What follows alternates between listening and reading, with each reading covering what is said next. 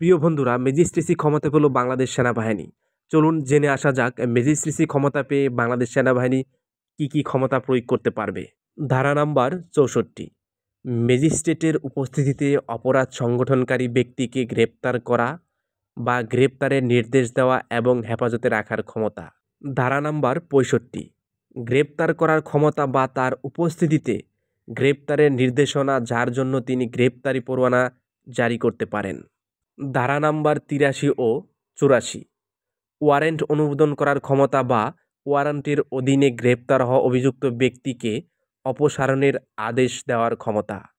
ধারা নাম্বার ৯৫-২, নথিপত্র ইত্যাদির জন্য ডাক ও টেলিগ্রাফ কর্তৃপক্ষের দ্বারা অনুসন্ধান এবং আটক করার ক্ষমতা। ধারা নাম্বার ১০০, ভুলভাবে বন্দী ব্যক্তিদের হাজির করার জন্য অনুসন্ধান ও ওয়ারেন্ট জারি করার ক্ষমতা। ধারা নাম্বার ১০৫, সরাসরি তল্লাশি করার ক্ষমতা, তার উপস্থিতিতে যে কোনো স্থানে অনুসন্ধানের জন্য তিনি সার্চ ওয়ারেন্ট জারি করতে পারেন। ধারা নাম্বার ১০৭, শান্তি বজায় রাখার জন্য নিরাপত্তার প্রয়োজনীয় ক্ষমতা। ধারা নাম্বার ১০৯, ভবঘুরে ও সন্দেহভাজন ব্যক্তির ভালো আচরণের জন্য নিরাপত্তার প্রয়োজনীয় ক্ষমতা। ধারা নাম্বার ১১০, ভালো আচরণের জন্য নিরাপত্তার প্রয়োজনীয় ক্ষমতা।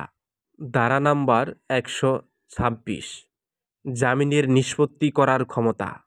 ধারা ১২৭, বেআইনি সমাবেশ ছত্রভঙ্গ করার আদেশ দানের ক্ষমতা।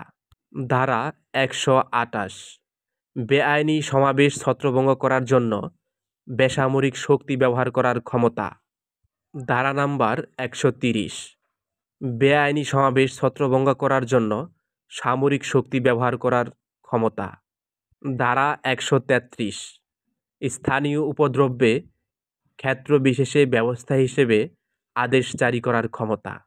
ধারা নাম্বার ১৪২, জনসাধারণের উপদ্রবের ক্ষেত্রে অবিলম্বে ব্যবস্থা হিসেবে আদেশ জারি করার ক্ষমতা। প্রিয় বন্ধুরা, ধারা নাম্বার ১০৭, শান্তি বজায় রাখার জন্য নিরাপত্তার প্রয়োজনীয় ব্যবস্থা। তার মানে বাংলাদেশের নিরাপত্তা এবং দেশের নিরাপত্তার জন্য যে কোনো মুহূর্তে বাংলাদেশ সেনাবাহিনী যে কোনো বল প্রয়োগ করতে পারেন। খুব ভালো করে ভেবেচিন্তে কাজ করবেন। অবশ্যই বিশৃঙ্খলা এবং নিরাপত্তার বহির্ভূত কোনো কাজ করবেন না। প্রিয় বন্ধুরা, ভিডিওটি ভালো লেগে থাকলে অবশ্যই শেয়ার করতে ভুলবেন না।